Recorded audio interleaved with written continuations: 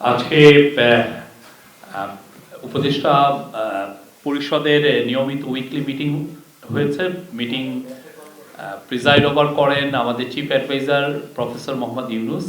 আজকের উইকলি মিটিংয়ে অনেকগুলো ইম্পর্টেন্ট এজেন্ডা ছিল, তার মধ্যে সবচাইতে যেটা আমরা বলছি যে যুগান্তকারী একটি ডিসিশন হয়েছে সেটা হচ্ছে যে এসেনশিয়াল ড্রাগ বাংলাদেশে সেটার সংখ্যা অনেক বাড়ানো হয়েছে এবং এটার একটা গাইডলাইন আজকে অনুমোদন ক্যাবিনেটে অনুমোদিত হয়েছে। তো সেই বিষয়ে প্রথমে আমাদের special chief adviser special assistant on health issues health affairs doctor Saidur Rahman, উনি এটার উপরে প্রথমে কথা বলবেন। আর উনের কথা বলার পর আমরা অনেকগুলো প্রশ্ন নিব। আপনাদের যখন এই প্রশ্ন শেষ হবে তারপরে যে আমরা আবার উইকলি মিটিংয়ের অন্যান্য এজেন্ডাতে যাব। তো তার আগে ডক্টর সাইদুর রহমান এই বিষয়ে কথা বলবেন। এটা চিফ অ্যাডভাইজার পুরো ক্যাবিনেট এই আজকের এই যুগান্তকারী ডিসিশনের জন্য এবং এই পিছনে যে হেলথ মিনিস্ট্রি যে পরিমাণ এফার্ট দিয়েছে তাদেরকে ক্যাবিনেটের তরফ থেকে থ্যাঙ্কস দেওয়া হয়েছে। এটা আমরা মনে করছি যে এটা একটা যুগান্তকারী এবং ঐতিহাসিক পদক্ষেপ। আমি ডক্টর সাইদুর রহমানকে দিচ্ছি। আসসালামু আলাইকুম। আপনারা ইতিমধ্যে শুনেছেন যে আজকের উপদেষ্টা পরিষদের সভায় জাতীয় অত্যাবশ্যক ওষুধের তালিকা এবং একটা ওষুধের মূল্য নির্ধারণ সম্পর্কিত একটা গাইডলাইন দুটোই অনুমোদিত হয়েছে। বাংলাদেশের ওষুধ বা স্বাস্থ্য খাতে আপনারা সবাই জানেন যে 82 সালের একটা ওষুধ নীতি তৈরি হয়েছিল, যেটা বাংলাদেশের ওষুধ খাতকে আসলে স্বাবলম্বী হতে এবং ওষুধকে সাধারণ মানুষের কাছে সহজলভ্য করতে এবং প্রকারান্তরে সেটার মাধ্যমে মানুষের স্বাস্থ্য সেবার মান রক্ষার্থে একটা বিরাট অবদান রেখেছিল। সেই 82 থেকে 94 সালে এসে সেই বিষয়টি একটু পরিবর্তিত হয়েছিল। সম্পূর্ণ ওষুধ সবগুলোর উপর নিয়ন্ত্রণ থেকে সেটা কমিয়ে 1/3 বাজারের, তখন প্রায় বাজারে 350 ওষুধ ছিল, তার মধ্যে 117টি ওষুধের মূল্য নিয়ন্ত্রণ করা। এরপরেই গত প্রায় 30 বছর যাবৎ এই পদ্ধতি অপরিবর্তিত ছিল এবং এর ফলে এই তালিকার বহির্ভূত ওষুধগুলো পর্যায়ক্রমে বাড়তে থাকে এবং এই মুহূর্তে ওই 117-র বাইরে প্রায় 1300 ওষুধ বাংলাদেশে ছিল। এবং আপনারা যারা এই খাত মানে স্বাস্থ্য খাত সম্পর্কে অবহিত, আপনারা জানেন যে এই ওষুধগুলোর মধ্যে মূল্য পার্থক্য পর্যায়ক্রমে বাড়ছিল এবং বাংলাদেশের স্বাস্থ্য খাতে মানুষের ব্যয়ের 2/3 আসলে ওষুধ খাতে ব্যয় করেন এবং এই আউট অফ পকেট মানুষের ব্যক্তিগত খাত থেকে ব্যয় করা অর্থ এই ওষুধ খাতে ব্যয় হয়। এটা কমানোর জন্য পৃথিবীতে বিভিন্ন রকমের মডেল কাজ করে। কোনো দেশে ফার্মাসিউটিক্যাল বেনিফিট স্কিম, কোনো দেশে ন্যাশনাল হেলথ সার্ভিস, কোনো দেশে মেডিকেড, মেডিকেয়ার, অনেক রকম। কিন্তু বাংলাদেশে যেহেতু এই ধরনের কোনো ইন্স্যুরেন্স অথবা এই ধরনের বেনিফিট স্কিম নেই, এই অবস্থা বাংলাদেশকে আসলে এই ওষুধের উপরে মূল্য নির্ধারণের একটা রাষ্ট্রীয় ইন্টারভেনশন ছাড়া আসলে এটা মানুষের জন্য অ্যাফোর্ডেবল রাখা কঠিন হচ্ছিল। এটা একটা সাধারণ মানুষের মধ্য থেকে গত 30 বছর যাবৎ পর্যায়ক্রমে একটা পর্যবেক্ষণ আসছে।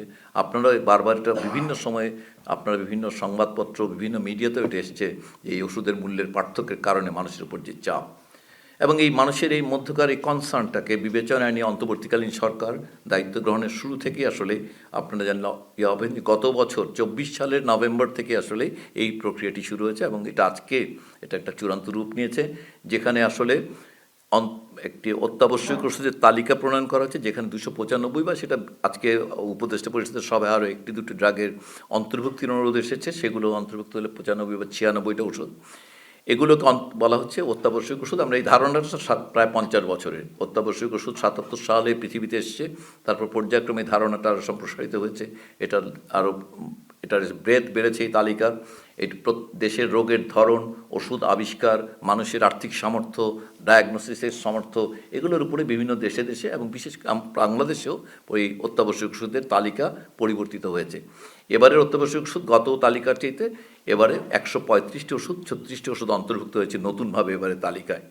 এবং মূল ব্যাপার যেটা সেটা হচ্ছে যে এই তালিকায় অন্তর্ভুক্ত ওষুধগুলোর ক্ষেত্রে আসলে এটা সরকার কর্তৃক একটি নির্ধারিত মূল্যে ওষুধগুলো বিক্রি করতে হবে এটা করে স্পষ্ট নির্দেশনা থাকবে যে এই বিষয়টি আমাদের একটি ফর্মুলা, যেটা অনেক দিন যাবৎ, সে 85 সালে একবার এটা তৈরি হয়েছিল, 92 সালে সেটা কিছু পরিবর্তন করা হয়েছিল, এবার একটি নির্দিষ্ট ফর্মুলা বলা হচ্ছে, এবং যেখানে কাঁচামাল অর্থাৎ এটার এপিআই, এক্সিপিয়েন্ট এবং তার সঙ্গে যে মার্কআপ রেট সেটাকে বলা হচ্ছে। মার্কআপের ক্ষেত্রে আমরা কোনো পরিবর্তন করিনি, এটা যেটা প্রচলিত মার্কআপ ছিল সেটাই থাকছে।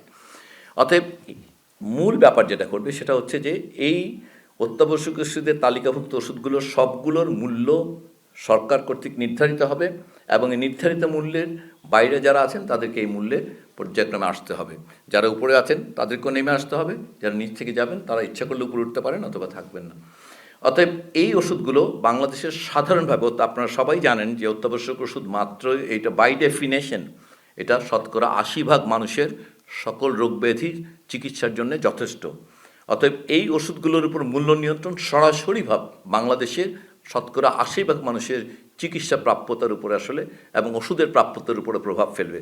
অতএব এটা একটা বলা যায় একটা যুগান্তকারী সিদ্ধান্ত বাংলাদেশের এই অন্তর্বর্তীকালীন সরকার বাংলাদেশের মানুষের ওষুধের প্রাপ্যতা নিশ্চিত করার জন্য স্বাস্থ্য খাতে তাদের কাজ থেকে ব্যয় কমানোর লক্ষ্যে যে সিদ্ধান্তটি নিয়েছে, এটা আমরা আশা করি যে এটা একটা দীর্ঘমেয়াদে প্রভাব ফেলবে। প্রশ্ন হচ্ছে যে এর উল্টো দিকে এটা আসলে এটা ইন্ডাস্ট্রির উপরে কোনো প্রভাব ফেলবে? এটা খুবই, অন্তর্বর্তীকালীন সরকার এই ব্যাপারে খুবই সাবধান ছিল এবং খুবই সতর্কতার সঙ্গে এটাকে একটা পর্যায়ক্রমিক ইয়েতে ফেলা হয়েছে, যে এখানে 4 বছর সময় দেওয়া হচ্ছে যেন পর্যায়ক্রমে ইন্ডাস্ট্রিগুলো এটা কোপ আপ করতে পারে। কিন্তু এটা নিশ্চিত করা হচ্ছে যে এই ওষুধগুলোর মূল্য নিয়ন্ত্রণ করা হবে, নির্ধারণ করা হবে। এর বাইরে আরও প্রায় 1100 ওষুধ থাকবে, সেগুলোকেও আসলে বলা হচ্ছে যে সেগুলোর জন্য উৎপাদকরা প্রস্তাব করবেন, কিন্তু সেগুলোর জন্যও আসলে এই মিডিয়ান প্রাইস, ওখানে খুবই একদম একটা ভালো জিনিস বলা হচ্ছে যে ইন্টারনাল রেফারেন্স, এবং ইন্টারনাল রেফারেন্স প্রাইসিংয়ের মাধ্যমে আসলে এই বাকি ওষুধগুলোর ক্ষেত্রে যদি 7-এর বেশি উৎপাদক হয় তাহলে ইন্টারনাল রেফারেন্স প্রাইসিংয়ের মাধ্যমে তাদেরকে একটা 15% রেঞ্জের মধ্যে আসতে বলা হবে। এটার জন্য ওনারা আসলে প্রতি বছর 25% হিসেবে অ্যাডজাস্ট করে 4 বছর সময়কালে ওনাদেরকে এই রেঞ্জে ঢুকতে হবে। যদি 7-এর কম উৎপাদক ওষুধটা তৈরি করে সেই ক্ষেত্রে ইন্টারনাল রেফারেন্স প্রাইসিং এবং এক্সটার্নাল রেফারেন্স, মানে দেশের বাইরে অন্যান্য জায়গায় এই ওষুধটা উৎপাদন যেখানে হয় সেই মূল্যটাকে পিপিপি অ্যাডজাস্টমেন্ট করে সেটা দেখা হবে যে ইন্টারনাল এবং এক্সটার্নালের মধ্যে কোনটা কম, এবং সেইটা অনুযায়ী তাদেরকে আসলে মূল্য দেওয়া হবে, মূল্য অনুমোদন দেওয়া হবে। অতএব এটা তারা প্রস্তাব করবেন, সরকার অনুমোদন দেবেন, কিন্তু অনুমোদন দেওয়ার নীতিমালাটা আমরা বলছি এটা হচ্ছে মোটা দাগে এগুলো সবগুলোই আসলে যেহেতু একটা গেজেট আকারে, আদেশ আকারে আসবে, অতএব আমরা অতটা ডিটেইলে যাচ্ছি না যে প্রত্যেকটা কি। এরপরও আরও 3 ধরনের ক্যাটাগরি আছে। একটা হচ্ছে যারা নাকি আউট অফ প্যাটেন্ট ড্রাগ বাংলাদেশে নতুন আসবে, আজকে যে ড্রাগগুলো আছে তার বাইরে যে ড্রাগটা নতুন আসবে সেগুলোর জন্য একটা ফর্মুলা তৈরি করা আছে। বায়োলজিক্যালস, যেগুলো নাকি আজকাল সবচেয়ে বেশি র্যাপিডলি এক্সপান্ডিং একটা ফিল্ড অফ মেডিকেল সায়েন্স, ওখানে বায়োলজিক্যালস, ইমিউনোমডুলেটরস, এই ধরনের ড্রাগগুলোর জন্য আলাদা একটা ক্যাটাগরি আছে। আর আন্ডার প্যাটেন্ট, যেগুলো প্যাটেন্টেড মলিকুল, সেইগুলোর জন্য আলাদা ফর্মুলা আছে। সো প্যাটেন্টেড মলিকুল যদি নতুন আসে বাংলাদেশে তাদের জন্য একটা category, out of patent molecule যদি বাংলাদেশের নতুন আসে তাদের জন্য একটা ক্যাটাগরি, এবং বায়োলজিক্যালসের জন্য আরেকটা ক্যাটাগরি। এবং সেখানে তাদেরকে কিন্তু উৎসাহিত করার জন্য এই সবগুলোর ক্ষেত্রে বায়োলজিক্যালসে পার্টিকুলারলি এটা একটা স্পেশাল সেক্টর বলা হচ্ছে, যে বায়োলজিক্যাল যেন উৎসাহিত করার জন্য এখানে আলাদা ধরনের আসলে যে ফর্মুলা সেটাকে আবার 1.33 দিয়ে গুণ করে তাদেরকে অতিরিক্ত যেন আগ্রহী করা যায় এই বিষয়ে গবেষণায়, সেটার ব্যবস্থা করা হচ্ছে। অতএব এটা আসলে একটা, আমরা বলতে পারি বাংলাদেশের স্বাস্থ্য খাতে আমরা সবাই জানি যে ওষুধের যে ভূমিকা, স্বাস্থ্য অর্জন, রক্ষা, চিকিৎসায় সকল ক্ষেত্রে, এই সকল ল্যান্ডস্কেপের উপর আসলে একটা বড় ধরনের প্রভাব ফেলবে আজকের এই সিদ্ধান্তটা। এখন এই সিদ্ধান্ত বাস্তবায়িত হবে ইনশাল্লাহ আগামী কয়েকদিনের মধ্যেই। এটা আমাদের এটা যে সরকারি যে সমস্ত প্রক্রিয়া সেগুলো অনুসরণ করার পর এটা বাস্তবায়ন করবে, এবং এটা বাস্তবায়নের জন্য ভবিষ্যতে বলা হচ্ছে যে আগামীতে আসলে এটাকে এই এক্সিস্টিং ডিজিডি এর বাইরে একটা আলাদা অথরিটি করা হবে, আসলে national drug pricing authority. So এটা একটা ইন্ডিপেন্ডেন্ট স্বাধীন সত্তা গড়ে উঠবে, যারা আসলে এই দৈনন্দিন নিয়ন্ত্রণ, এই ওষুধের মান, ওষুধের অনুমোদন, এগুলোর বাইরে থেকে তারা আসলে এই শুধুমাত্র ওষুধের মূল্য নির্ধারণ সম্পর্কিত এই বেঞ্চমার্কিং, পৃথিবীব্যাপী, এটার বিশ্বব্যাপী গ্লোবাল কেমন, এটা প্রেফারেন্স, এটার এক্সটার্নাল রেফারেন্স, এই কাজটাই তারা করবেন। সো এটা হয়তো এই মুহূর্তে নেই, এই মুহূর্তে কাজটা করবেন হচ্ছে মানে ড্রাগ প্রাইস ফিক্সেশন কমিটি, কিন্তু পর্যায়ক্রমে এটা একটা অথরিটি হয়ে উঠবে। এই হচ্ছে মোটা দাগে আজকে ওষুধের অত্যাবশ্যক ওষুধের তালিকা এবং মূল্য নির্ধারণ সম্পর্কিত আজকের উপদেষ্টা পরিষদের সিদ্ধান্ত। আশা করি আপনারা নিশ্চয়ই এটার বিষয়ে আপনাদের অনেক আগ্রহ ছিল, দীর্ঘদিন যাবত আমরা এটা নিয়ে আলোচনা করেছি। আজকে আমরা নিজেরা এটার অংশীদার হতে পেরে খুবই আনন্দিত। আমরা আশা করব যে, এবং এটা ইতিমধ্যেই এই গত 14 মাস সময়কালে বিভিন্ন সময়ে প্রতিটা স্টেক হোল্ডারদের সঙ্গে কথা বলা হয়েছে, এবং এটা আপনার একটা টাস্ক ফোর্সের মাধ্যমে, যেটা বলছিলাম যে গত বছরের 14 নভেম্বরের পর থেকে 7ই নভেম্বরের পর থেকে এই 14 মাস সময়কালে একটা টাস্ক ফোর্স গঠন করা হয়েছিল।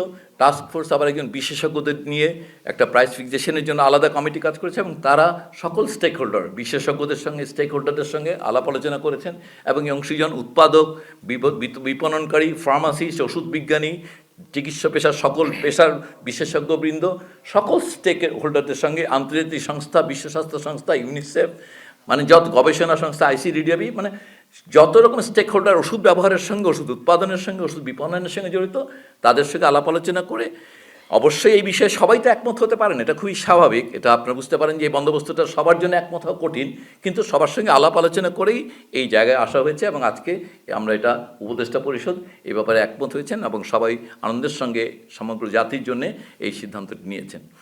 তো আমরা মনে করি যে আজকের এই সিদ্ধান্ত একটা সুদূর প্রসারী প্রভাব ফেলবে, এবং এটা আসলে ওই 82তে অর্জিত সাফল্য এখন হবে translated into a real health benefit. মানে আমাদের স্বাস্থ্য খাতের যে, ওষুধ খাতের যে অর্জন, শিল্পের যে অর্জন, এই শিল্পের যেন এখন স্বাস্থ্য সুবিধায় অনুদিত হতে থাকবে।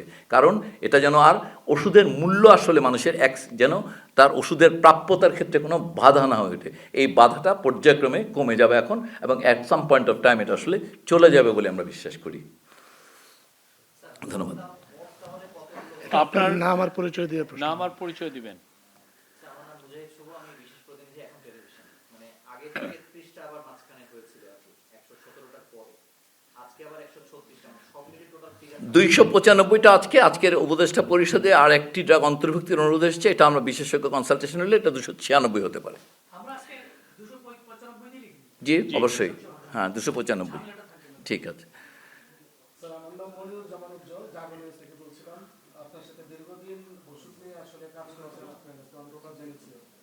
আজকে যে সিদ্ধান্তটা হলো, এটার বাস্তবায়ন আমরা এই সরকারের আমলে দেখতে পাবো কিনা, এবং আপনি একটি 4 বছরের কথা বলেছেন, কোম্পানিগুলো কি 4 বছরে পর্যায়ক্রমে এগুলোর দাম কমাবে? আর এই যে ওষুধগুলো যে 295টা ওষুধ দেওয়া হলো, এর মধ্যে অসংখ্য ব্যাধির মধ্যে ডায়াবেটিস, ক্যান্সার, উচ্চ মার্গে যেগুলো নাকি মানুষের খুব জরুরি, মানুষ জমি জমা বিক্রি করে সেগুলো চিকিৎসা করে থাকে, এই ওষুধগুলো অন্তর্ভুক্ত আছে কিনা? আর এসেনশিয়াল ড্রাগ কোম্পানি লিমিটেডের কয়টা ওষুধ এই 295টা ওষুধের মধ্যে রয়েছে? অনেকগুলো প্রশ্ন, ধন্যবাদ আপনাকে মনিরুজ্জামান। এখানে প্রথম যে ব্যাপারটা বলেছেন যে হ্যাঁ, তিনটি, যে যদি বলেন যে এটা বাস্তবায়ন আমাদের শুধুমাত্র প্রক্রিয়া, যদিও নির্বাচনী ব্যস্ততার কারণে, নির্বাচনের প্রস্তুতিজনিত ব্যস্ততার কারণে সরকারের সকল মেশিনারি একেবারেই অন টপ এটা থাকে, কিন্তু এটা স্বাস্থ্য মন্ত্রণালয়ের এটা সবচেয়ে অগ্রাধিকার প্রাপ্ত বিষয়। অতএব আমরা আশা করি এই সরকারের আগামী যে কয়েকদিন, এই সময়কালের মধ্যে এটা বাস্তবায়ন প্রক্রিয়া শুরু হবে। এক, নন কমিউনিকেবল ডিজিজ এবং কমিউনিকেবল ডিজিজ, এই যে ট্রানজিশনাল, বাংলাদেশের যে হেলথের ট্রানজিশন হচ্ছে, এটা সম্পূর্ণ রিফ্লেক্টেড হয়েছে এবারের এই ড্রাগ লিস্টে। মানে সংক্রামক এবং অসংক্রামক ব্যাধি যে আমাদের এক পক্ষ থেকে আরেক পক্ষে যাচ্ছে, এবং যে নামগুলো বললেন আপনি, সবগুলো রোগের প্রাথমিক চিকিৎসার সবগুলো ওষুধ এটার মধ্যে অন্তর্ভুক্ত আছে। তবে অবশ্যই ক্যান্সার চিকিৎসার ক্ষেত্রে আপনি নিশ্চয়ই জানেন যে ক্যান্সার চিকিৎসায় যে প্রতিনিয়ত যে উন্নতি হচ্ছে, সেক্ষেত্রে বেশ কিছু ওষুধ আসলে যেগুলো আসলে অত্যাবশ্যক ওষুধের তালিকায় নেই, কিন্তু ডায়াবেটিস, হাইপারটেনশন সহ অন্যান্য অসংক্রামক ব্যাধিগুলোর জন্য চিকিৎসার ব্যবস্থা এখানে আছে আসলে ওষুধগুলো। আর তৃতীয় প্রশ্নটা কী ছিল আপনার? 4 বছরের ব্যাপারটা, এটা বারবারই বলা হচ্ছে যে এটা সবসময়ই আমরা মনে করি যে, আপনি খেয়াল করেন, যদি ভাবি, আমি একটা উদাহরণ দিই, যদি মিডিয়ান প্রাইস আমরা বলছি যে মনে করি একটা 10, একটা 14 টাকা, একটা 16 টাকা, একটা 18, একটা 20, এটার মিডিয়ানটা ধরি 15 টাকা হলো বা 14 টাকা হলো। আমরা বলছি এটা নিচের দিকে যিনি 10 আছেন, ওনার জন্য উনি পর্যায়ক্রমে যাবেন 14তে, উপরে 20 থেকে নেমে আসবেন পর্যায়ক্রমে 14তে। সো এটা যেন আজকে 20 থেকে 14তে কমাতে বললে এটা অ্যাপারেন্টলি মনে হবে যে এটা একটা ধাক্কা, সেজন্য বলা হচ্ছে যে ওনারা 25-25 করে কমে আসবেন, 25% করে ওনারা সবাই 15-তে চলে আসবেন। এই সময়কালে প্রতি বছরই আসলে আমরা যেটা বলেছি যে ইনফ্লেশন অ্যাকোমোডেট করার জন্য মার্চের 31 তারিখে দেখা হবে যে ওই দিন যদি ডিক্লেয়ার করে ফেলে সরকার ইনফ্লেশন, সেইটা অনুযায়ী অ্যাডজাস্টেড হবে। যদি ইনফ্লেশন ডিক্লেয়ার না করে 5% অ্যাডজাস্টেড হবে। এরপরে যেদিন ইনফ্লেশন ডিক্লেয়ার করা হবে কারেকশন করা হয়ে যাবে। সো এটা একটা নিখুঁত ইয়ে। এখানে মূল ব্যাপার যেটা সেটা হচ্ছে আসলে এতদিন যাবত আপনারা জানেন যে অনেক আগেও এগুলো বলা হয়েছে 60% ওষুধ অত্যাবশ্যকীয় তৈরি হতে হবে, এগুলো আসলে বাস্তবায়নযোগ্য ছিল না, কারণ এই ভাগে বোঝা যেত না। এইবারে কিন্তু এগুলো স্পষ্ট করা হয়েছে, যেটা হচ্ছে বিক্রি শতকরা 25% অত্যাবশ্যকীয় তালিকার মধ্যে থেকে তৈরি করতে, খুবই স্পষ্ট, এবং এটা আর্থিক মূল্যে। অতএব এখন আর আসলে এই ব্যাপারগুলো, কারণ আপনারা জানেন যে ওষুধ খাত একটা খুবই নিয়ন্ত্রিত খাত, এবং এখানে সব কিছু ট্রান্সপারেন্ট, মানে সেটা কাঁচামাল, এক্সিপিয়েন্ট, প্যাকিং মেটেরিয়াল সব কিছুর হিসাব দিতে হয়। অতএব এখানে এটা যখনই বিক্রয় মূল্যের সঙ্গে সম্পর্কিত করা হচ্ছে, আর্থিক মূল্যে 25% অত্যাবশ্যকীয় ওষুধ উৎপাদন করতে হবে। এর মানে হচ্ছে দেশের সকল উৎপাদক তার উৎপাদন তালিকায় অন্ততপক্ষে এমনভাবে ওষুধগুলোকে রাখতে হবে যেন বাজারে এই অত্যাবশ্যক ওষুধের কোনো অভাব কখনোই না হয়। আমি এইভাবে তালিকাটা মিলে দেখিনি, কিন্তু আপনি নিশ্চয়ই জানেন যে ইডিসিএলের যে কোনো কারণে হোক আমরা একটা ইনহেরিট করেছি ইডিসিএলকে যেভাবে, সেখান থেকে আসলে 50-এর কম হবে বলে আমার ধারণা। তাদের অনুমোদিত তালিকায় সংখ্যা এই 295 50-এর কম হবে যতদূর মনে পড়ে আমার। একটা বিষয় একটু জানতে চাচ্ছিলাম, গ্র্যাজুয়েশনের পরে ফিক্স বাতিল হলে এটাতে কোনো এফেক্ট পড়বে? খেয়াল করবেন, আমি সেজন্য বলার সময় আমরা বলেছি যে আন্ডার প্যাটেন্ট এবং আউট অফ প্যাটেন্ট, মানে আজকের জন্য এই 1400 ড্রাগ যা আছে সেটার জন্য একরকম আইন, সেখানে 2 ভাগ, এসেনশিয়াল নন এসেনশিয়াল, ব্রডলি বোঝার জন্যে। এরপর যখন নতুন ড্রাগ আসবে সেটা যদি আন্ডার প্যাটেন্ট হয়, তাহলে আমরা কিন্তু বলেছি যে সে রয়্যালটি দিয়ে যেভাবে আনে ওই প্রাইসটাই পাবে, সেখানে তাকে কোন, যদি আউট অফ প্যাটেন্ট হয় তাহলে পরে সে তো আসলে ফ্রি জেনেরিকের মতন এখনকার মতন ফর্মুলাতে যাবে। কিন্তু তারপরও আউট অফ প্যাটেন্ট নতুন ওষুধকে বাজারে ঢুকতে এনকারেজমেন্টের জন্যে তাকে কিন্তু ইনসেন্টিভাইজ করা হবে। অতএব ট্রিপসের কারণে, গ্র্যাজুয়েশনের কারণে যে ইম্প্যাক্ট হবে সেটার জন্য এইটাতে অ্যাকোমোডেট করা আছে প্যাটেন্ট এবং আউট অফ প্যাটেন্টকে, সেই জন্য 2টা ক্লজের 2টা সেকশনে রাখা হয়েছে, 2 গ্রুপে আছে আসলে। শফি, স্যার, 4 বছরের পরিবর্তনের কথা বলছেন, দাম অ্যাডজাস্ট করবে, যারা নিচে আছে উপরে যাবে, যারা উপরে আছে নিচে যাবে, কিন্তু বাইরে যে 1100 ওষুধ যেটার দাম সবসময় বিজিডি অনুমোদন দেয়, তারা দাম দেয় কিন্তু তারা অনুমোদন দেয়, এই বিষয়টা সবসময় একটা বিষয় থাকে যে বিজিডি নিয়ন্ত্রণ খুবই কম, তারা যে দাম দেয় সেটা অনুমোদন দেয়। এই এই এই দামের জন্য আসলে আপনাদের পদক্ষেপ একটু পরিষ্কার হতে চাই, আপনি নিশ্চয়ই বলেছেন, সেটা আরও পরিষ্কার হতে চাই। খুবই, মানে যদি সোজা করে বলি, এসেনশিয়ালের বেলায় একটি নির্দিষ্ট মূল্য, সবাইকে এখানে আসতে হবে। নন এসেনশিয়ালের বেলায় এই রেফারেন্স প্রাইসিং যেটা হবে মিডিয়ান প্রাইস, সেটার 15%-এর একটা নিচে, এবং ধরি সেটা যদি 10 টাকা হয়, ওর নিচে 8.5 থেকে 11 টাকা 50 পর্যন্ত হবে রেঞ্জ। সো ওনাকে নেমে আসতে হবে রেঞ্জের ভেতরে, আর ওইখানে আসতে হবে একটা পার্টিকুলার প্রাইসে। সো এসেনশিয়াল আর নন এসেনশিয়ালের পার্থক্যটা হচ্ছে তাদেরকে এসেনশিয়ালে একটি নির্দিষ্ট মূল্য থাকবে, নন এসেনশিয়ালের ক্ষেত্রে একটা রেঞ্জ থাকবে 15%-এর। অথবা এটা নিচে 15, মিডিয়ান রেফারেন্স বের হওয়ার পর সেটা ইন্টারনাল রেফারেন্স হতে পারে। আমরা বলেছি যদি 7 বা ততোধিক উৎপাদক হয় তাহলে ইন্টারনাল রেফারেন্স হবে এবং সেটার উপর মিডিয়ান, আর যদি 7-এর কম হয় ইন্টারনাল এবং এক্সটার্নাল মিলে যেটা কম হবে সেটা রেফারেন্স ভ্যালু হবে, এবং সেইটার 15% উপরে এবং 15% নিচে, এইটা হবে ওই 1100 ওষুধের জন্য রেঞ্জ।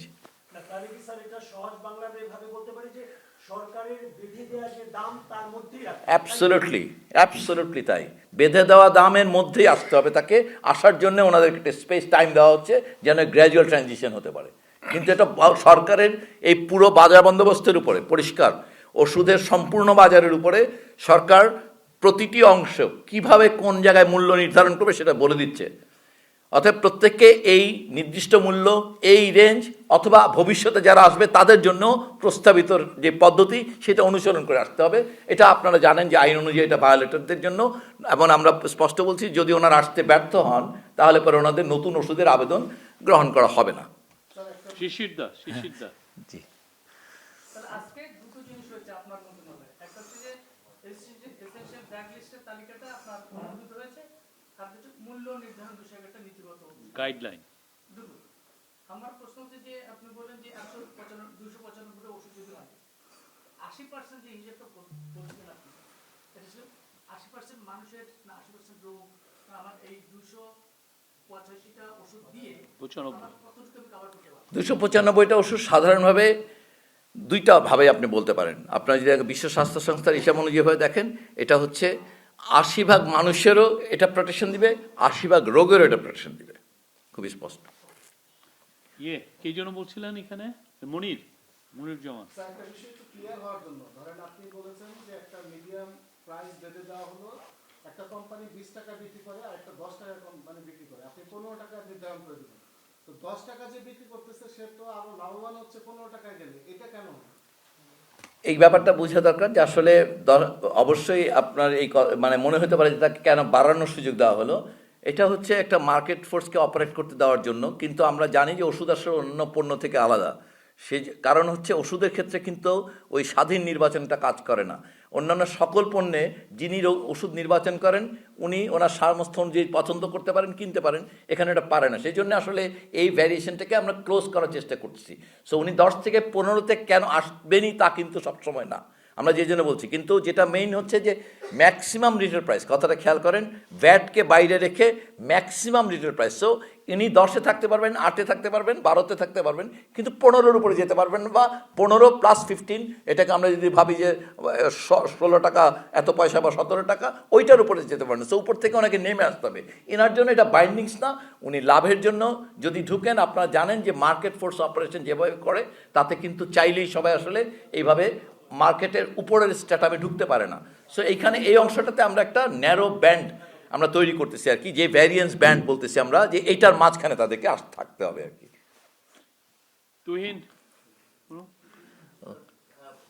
আমার নিজস্বতা যখন এই কমিটিতে গঠন করা হয়, এই টাস্কফোর্সটা, তখন মালিক সমিতির পক্ষ থেকে এক ধরনের উদ্বেগের কথা বলা ছিল যে আমাদের প্রতিনিধি রাখা হয় নাই, এবং তারা ব্রিফিং করে বলছে যে মানে এই খাতের একটা ক্ষতি করার চিন্তা ভাবনা হচ্ছে।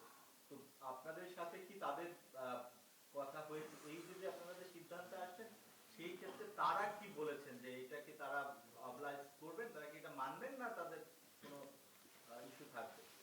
একটা জিনিস স্পষ্ট হওয়া জরুরি যে আমরা ওনাদের সঙ্গে বসছি, এটা সত্য। কিন্তু যখন আপনারা যেটা বললাম যে গত বহুদিন আগেই অত্যাবশ্যক ওষুধের তালিকা মূল্য নিয়ন্ত্রণ আলোচনায় চলছে, এবং পার্টিকুলারলি যে জায়গাটা বেশি আলোচনা ব্যাপার সেটা হচ্ছে মূল্য নিয়ন্ত্রণ। মূল্য নিয়ন্ত্রণ কিন্তু আরেকটা কমিটি করেছে, সাব কমিটি, যেটা টাস্ক ফোর্স গঠন করে দিয়েছিল। ওনারা আসলে উৎপাদকদের সঙ্গে সরাসরি আলোচনাটা করেছেন, অতএব ওনাদের মতামত সেখানে রিফ্লেক্টেড হয়েছে।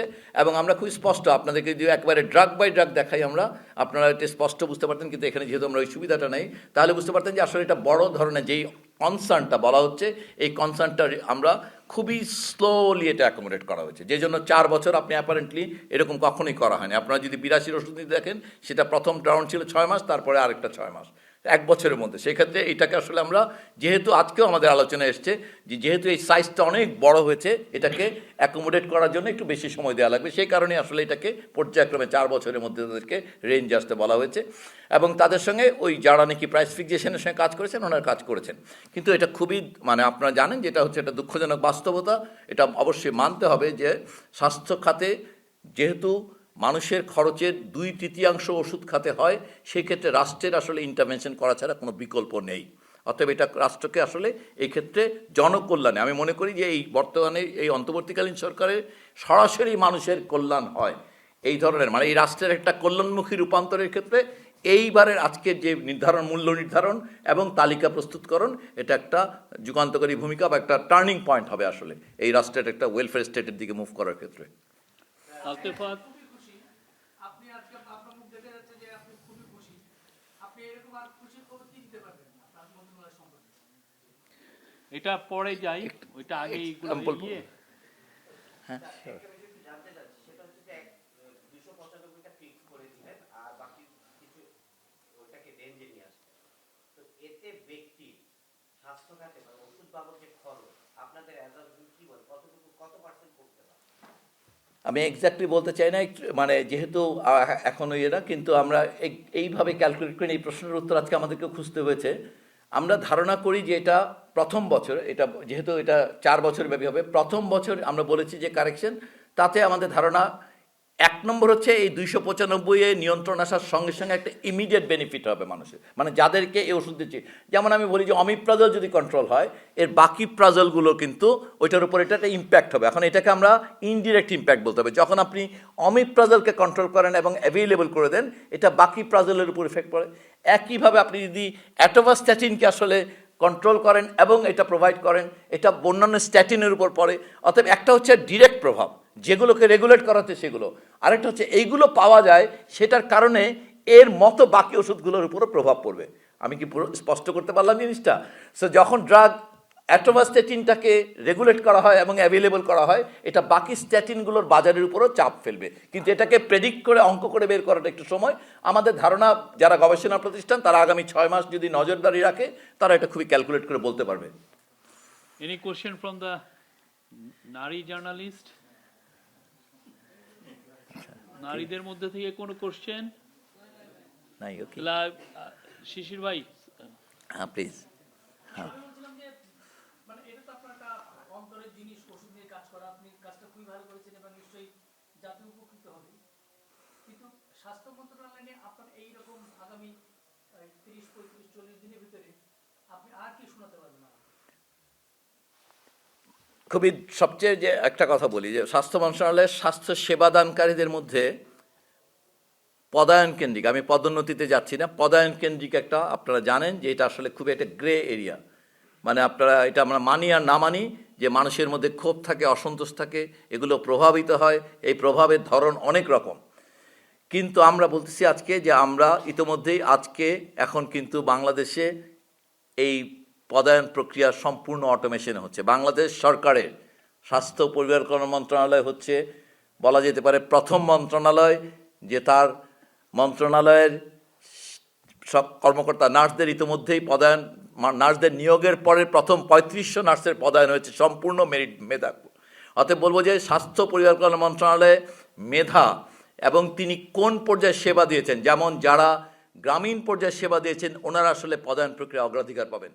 সো এটা একটা সম্পূর্ণ আমরা মনে করি যে একটা নতুন ধরনের বন্দোবস্ত, যেটা স্বাস্থ্য সেবা দানকারীদের মধ্যে যে দীর্ঘদিনের কষ্ট, অসন্তোষ অথবা যে ধরনের দুর্নীতি বা কি বলে পছন্দ, এই সকল অভিযোগ ছিল, এগুলো দূরীকরণ হবে বলে বিশ্বাস করি। এটা অলরেডি অন বোর্ড, এটা আজকে চলছে, এটা চলমান প্রক্রিয়া, আজকে থেকে এটা গতকালকে শুরু হয়ে গেছে এটা আর কি। সেই অটোমেশন ট্রান্সফার প্রসেসে একটা টোটাল দেশের হেলথ সিস্টেমে একটা পজিটিভ ভূমিকা রাখবে বলে আমরা মনে করি আর কি।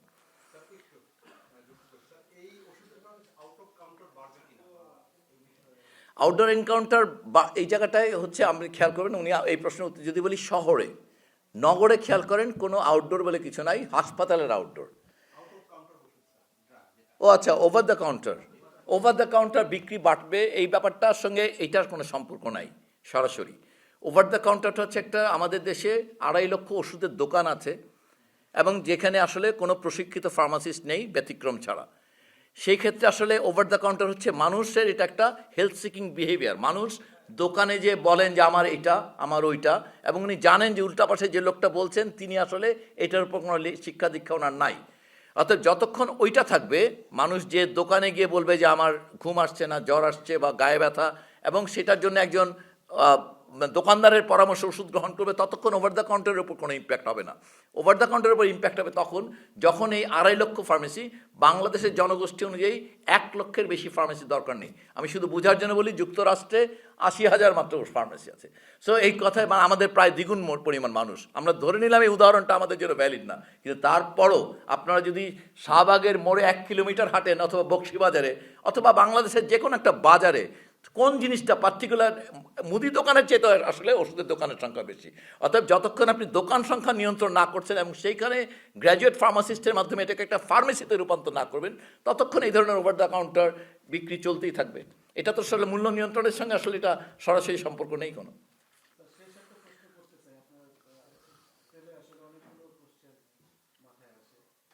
এই যে আপনি কাজটা করলেন, সরকারি কাজটা করছে, এটা কোনো আইনগত বাধ্যবাধকতা থাকবে কিনা? ধরেন আর কয়েকদিন পরে সরকার চেঞ্জ হবে, আমরা জানি যে আমাদের দেশের ওষুধ শিল্পের ইন্ডাস্ট্রিতে যারা আছেন তারা খুব প্রভাবশালী এবং ইতিমধ্যে নানা কথাবার্তা হচ্ছে।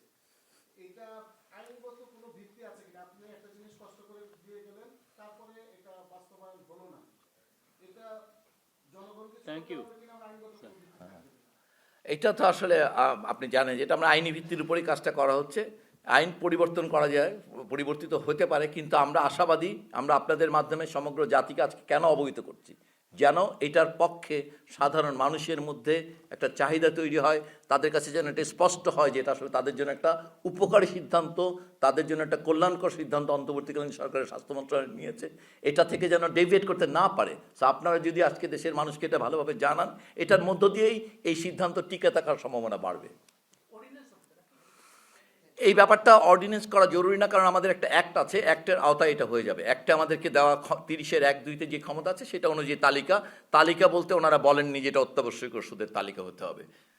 আমি আবুল কালাম আজাদ এটি নিউজ করে তালিকা এবং মূল্য নির্ধারণ যে জায়গাটা কোনো শুভঙ্করের ফাঁকি রয়ে গেছে সেটা হচ্ছে ওষুধের গুণগত মান। এই জায়গাটিতে কোনো কাজ করবেন কিনা, কারণ রোগীদের হাজারো প্রশ্ন এই গুণগত মান নিয়ে, এই বিষয়ে যদি একটু মানটা খুবই সংবেদনশীল আলোচনা, এটা ল্যাবরেটরির সঙ্গে থাকলে আলাপ করা যায়। মানে আমি আজকে একটা অন্য দায়িত্বে আছি, আমি ল্যাবরেটরিতে যখন থাকি, আপনারা যারা এখানে একটু অনেক সিনিয়র ওনারা জানেন, আমি যখন নিজে মাপি তখন যেটা নিয়ে যেভাবে কথা বলি, আজকে আমি এখান থেকে ওইভাবে বলা যাবে না। কিন্তু আমি যেই দায়িত্ব শেষ হলে পরে আমি ল্যাবরেটরিতে এটার মান সম্পর্কিত প্রশ্নের উত্তর দেব। কিন্তু একটা জিনিস স্পষ্ট হওয়া দরকার, আপনাদের মাধ্যমে সবাইকে বলতে চাই, ওষুধ শুধুমাত্র মানসম্মত হলেই এটা ওষুধ। মানহীন কোনো কেমিক্যাল সাবস্টেন্স কখনো ওষুধ না, এই কথাটা খুব স্পষ্ট বুঝতে পারা দরকার। কোনো ভালো মানের ওষুধ বলে কিছু হতে পারে না এভাবে, মানে এটা বলা উচিত না। তার মানে একটা স্ট্যান্ডার্ড রেগুলেটরি এনভায়রনমেন্ট যদি থাকে, একটা মান যদি রক্ষণ সংরক্ষণ বন্দোবস্ত থাকলে ওষুধ মাত্র ওষুধ, মান নাই মানে ওষুধ না। এখন প্রশ্ন হচ্ছে যে আমাদের কি রেগুলেটরি এনভায়রনমেন্ট দেশের সকল বাজারে থাকা ওষুধগুলোর মান নিয়ন্ত্রণ করতে পারছে, এখানে প্রশ্ন আসতে পারে। কিন্তু এটা কোনোভাবেই আমাদের যেন মাথায় এই ধারণাটা না আসে যে এই ওষুধটা ভালো, এক্স ওষুধটা একজন ভালো বানায় আর একজন খারাপ বানায়, সেটা না। এক্স ওষুধটা বানায় হয় এটা ওষুধ, না হলে এটা ওষুধ না। অতএব ওনাকে নিশ্চিত করতে হবে, কারণ যে কোনো ফার্মাকোপি অনুযায়ী এটা একটা রেঞ্জ বলা আছে, যেটা মাপলে এইটা পাওয়া যাবে, এটার কতটুকু রক্তে পাওয়া যাবে, এটা ভাঙতে কত সময় লাগবে, এটার পিএইচ কত হবে, সব নির্দিষ্ট করা। অথবা ওগুলো মানলেই শুধুমাত্র সেটা ওষুধ, এর থেকে ডেভিয়েশন মানেই সেটা ওষুধ না। এখন এই ডেভিয়েশন ধরার মেকানিজম যদি ভালোভাবে কাজ না করে, তখন এটা এই আঙ্গুলের ফাঁক গলে বাজারে এই ধরনের মানহীন কিছু কেমিক্যাল সাবস্টেন্স থাকতে পারে, সেগুলোকে আমি ওষুধ বলতেই রাজি না। ওকে, ধন্যবাদ জি। Thank you. Thank you. আমরা আপনারা আমি বলছি তাহলে, হ্যাঁ ঠিক আছে, ধন্যবাদ, ধন্যবাদ সবাইকে জি।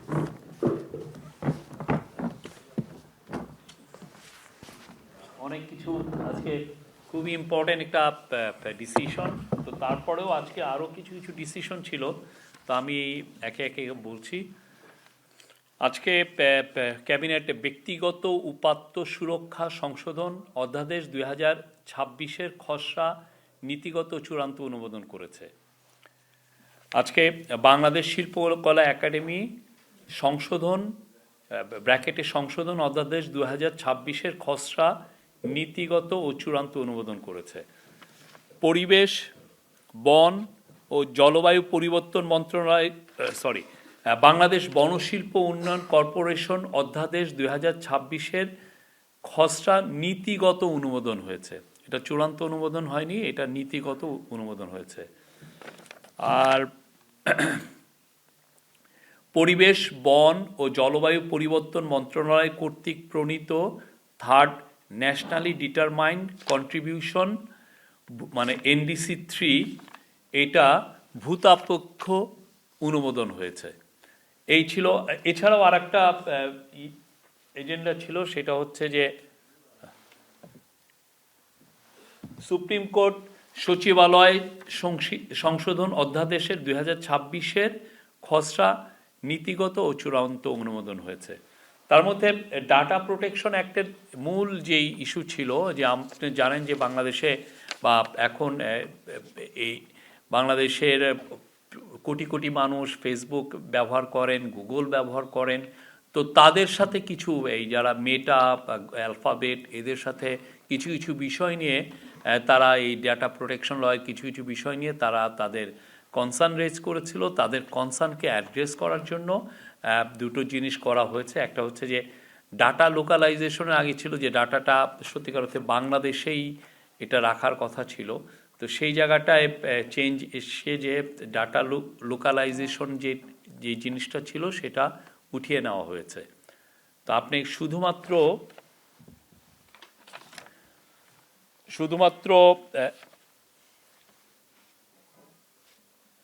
আগে সকল ডেটার একটি সিঙ্ক্রোনাস লোকাল ব্যাকআপ রাখতে বলা হয়েছিল।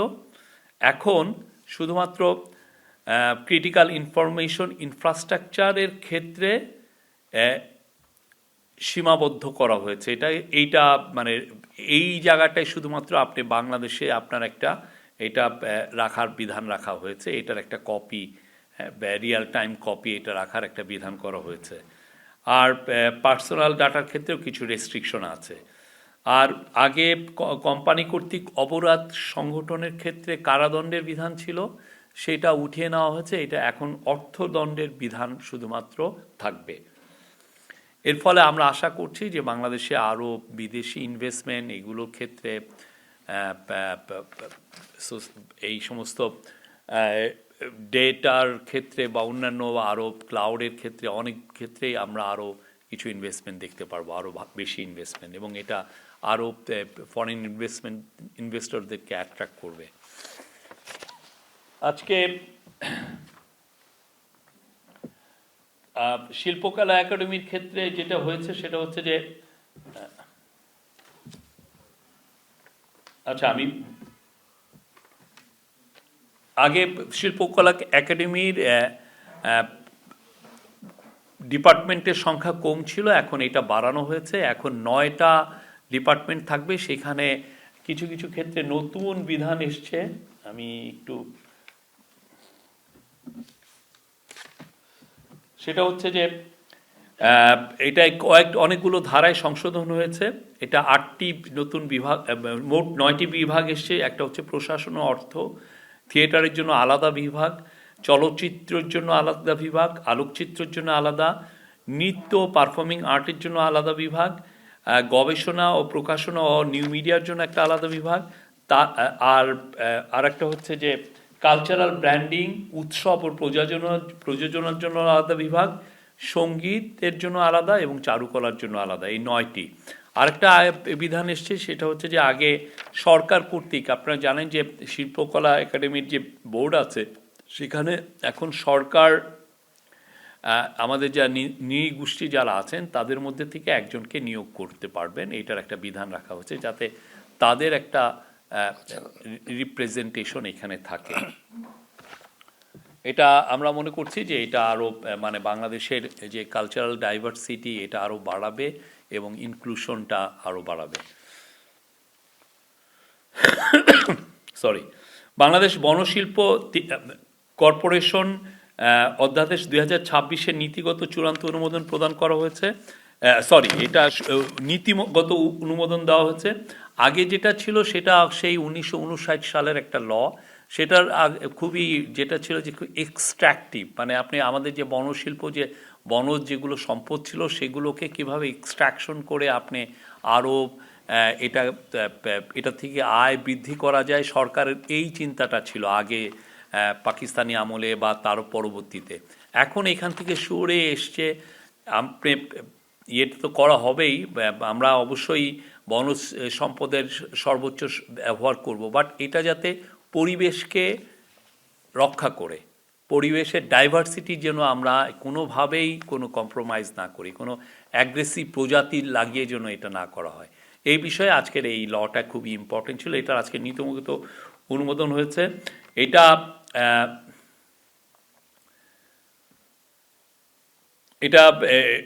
প্রস্তাবিত খসড়া বাংলাদেশ বনশিল্প উন্নয়ন কর্পোরেশন অধ্যাদেশ 2026-এর forest industry development corporation ordinance 1959-কে একাধিক আইন ও অধ্যাদেশ হিসাবে ব্যবহার করে একটি সমন্বিত যুগোপযোগী কাঠামো আকারে প্রণয়ন করা হয়েছে। গুরুত্বপূর্ণ বিভিন্ন বনজসম্প পণ্যের সংজ্ঞা অন্তর্ভুক্ত করা হয়েছে, যার মাধ্যমে কর্পোরেশনের কাজের পরিধি প্রসারিত হবে।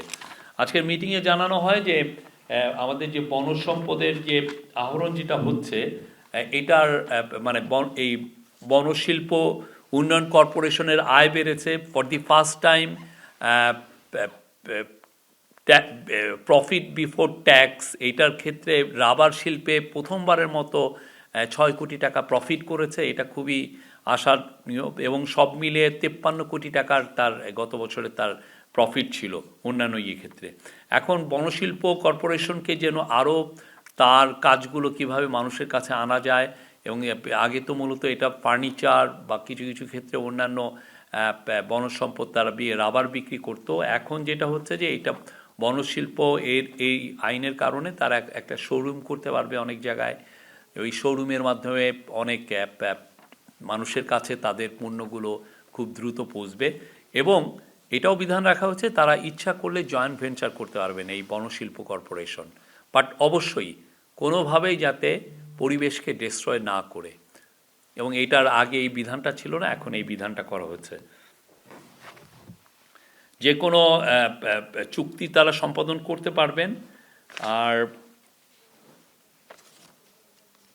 আগে বেত বাঁশের ক্ষেত্রে তারা আরও তাদের প্রোডাক্ট ডাইভার্সিফাই করতে পারবেন। এর ফলে অলরেডি আজকের মিটিংয়ে জানানো হয় যে জার্মান একটা কোম্পানি তারা তাদের ইন্টারেস্ট শো করেছে ইনভেস্টমেন্ট করার জন্য। এটা ছিল তৃতীয়। আর এনডিসি 3-র ক্ষেত্রে ডিসিশনটা আপনি জানেন যে বাংলাদেশ ইউএনের যতগুলো ক্লাইমেট চেঞ্জ রিলেটেড যতগুলো কনভেনশন আছে এগুলোর একটা সিগনেটরি, এবং প্যারিস জলবায়ু কনফারেন্সের পরের থেকে 3rd এনডিসির প্রণয়ন, বাংলাদেশ অনেকগুলো এনডিসি প্রণয়নপূর্বক ইউএনএফসিসি সচিবালয়ে তার প্রতি বছর এই এনডিসি মানে এটার ন্যাশনালি ডিটারমাইন্ড কন্ট্রিবিউশন এটা জানানো লাগে যে আপনি কি পরিমাণ কার্বন নিঃসরণ কমাবেন বা গ্রিন হাউস নিঃসরণ কমাবেন, সেটার একটা আপনার তাদেরকে জানাতে হয়। সেই কাজটার জন্য 3rd এনডিসি মাধ্যমে আমরা কি কি কাজ করছি, সামনের বছরগুলোতে আমরা কি পরিমাণ কার্বন নিঃসরণ কমাবো, গ্রিন হাউস নিঃসরণ কমাবো, এটার একটা তালিকা করা হয়েছে যে এই কাজগুলো হবে। তো এটার মূল ছিল যে 2022 সালের গ্রিন হাউস গ্যাস নির্গমন ছিল বাংলাদেশের 202.04 million ton carbon die oxide, যা 2035 সাল নাগাদ 418.40 মিলিয়ন টনে দাঁড়াবে। এই থেকে 418.40 টন থেকে 84.97 মিলিয়ন টন গ্রিনহাউস গ্যাস নিঃসরণ করার টার্গেট রাখা হয়েছে এই এনডিসি 3.0-তে, যার মধ্যে বাংলাদেশের নিজস্ব সক্ষমতা যেটা আমরা নিজেরা করব সেটা হচ্ছে আমাদের আনকন্ডিশনাল টার্গেট। এটা হচ্ছে 26.74 মিলিয়ন টন, যেটা টোটাল যে আমরা যে গ্রিনহাউস গ্যাস যতটা নিঃসরণ করব যেটা টার্গেট, তার টার্গেটের 6.39%। আর আন্তর্জাতিক সহায়তা পাওয়ার শর্তে আরও 58.23 মিলিয়ন টন বা যেটা টোটালের 13.92% গ্রিনহাউস নির্গমন হ্রাস করার লক্ষ্যমাত্রা নির্ধারণ করা হয়েছে। এর ক্ষেত্রে যেটা হবে যে আমরা এনার্জি খাতে, আপনি জানেন এনার্জি খাতে প্রচুর গ্রিনহাউস মানে কার্বন ডাই অক্সাইড নিঃসরণ হয়। আপনি জানেন কয়লা পোড়ালে বা ইভেন গ্যাসের ক্ষেত্রেও, গ্যাস পোড়ানোর ক্ষেত্রেও এইটা হয়। তো এনার্জি খাতে 9.84 মিলিয়ন টন কমানো হবে।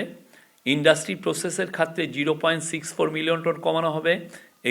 এগ্রিকালচারাল খাতে মানে কৃষি খাতে 8.73 মিলিয়ন টন, বনায়ন খাতে 3.98 টন এবং ওয়েস্ট ম্যানেজমেন্ট খাতে 1.78 মিলিয়ন টন।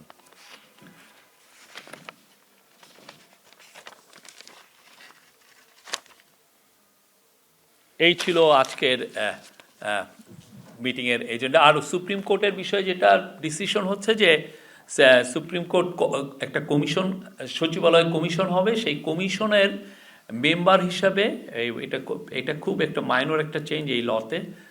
এখন থেকে যিনি রিটায়ার্ড করলেন চিফ জাস্টিস, তিনিও একজন সদস্য হিসেবে ইনক্লুডেড হবেন। Thank you. Any question? আর কিছু বলবেন? নির্বাচনকে সামনে রেখে সার্বিক প্রস্তুতি, আইনশৃঙ্খলা করা পরিস্থিতি, এগুলো নিয়ে কোনো আলোচনা হয়েছে কিনা বা প্রস্তুতি কেমন এগিয়ে চলছে, আলোচনা হয়েছে কিনা? এটা প্রতিদিনই হচ্ছে, গতকাল সিরিজ আকার মিটিং হয়েছে, আজকে এই কোনো না কোনোভাবে এগুলো আসে, বাট আমরা বলতে পারি যে উইকলি 6 বা সামটাইমস 7 days এ উইক এই বিষয়ে আলোচনা হচ্ছে। আর অন্যান্য আজকের আসলে মূল আলোচনাটা ছিল ওষুধ নিয়ে, এইটা মানে ইট ডোমিনেটেড দ্য ডিসকাশন। গতকাল তেজগাঁতে একটা মার্ডার হলো, মানে এটা এটা আমাদের ডিপিএস আজাদ মজুমদার বলবেন এই বিষয়ে। গতকাল যে মার্ডারটা হয়েছে এটা আমরা পুলিশের সাথে কথা বলেছি। পুলিশের পক্ষ থেকে আমাদেরকে জানানো হয়েছে যে যিনি ভিকটিম তার স্ত্রী একটা মামলা করেছেন। যারা এক্ষেত্রে সম্ভাব্য আক্রমণকারী তাদেরকে শনাক্তের চেষ্টা করা হচ্ছে, তবে এখন পর্যন্ত এই মামলায় কোনো গ্রেপ্তার নেই।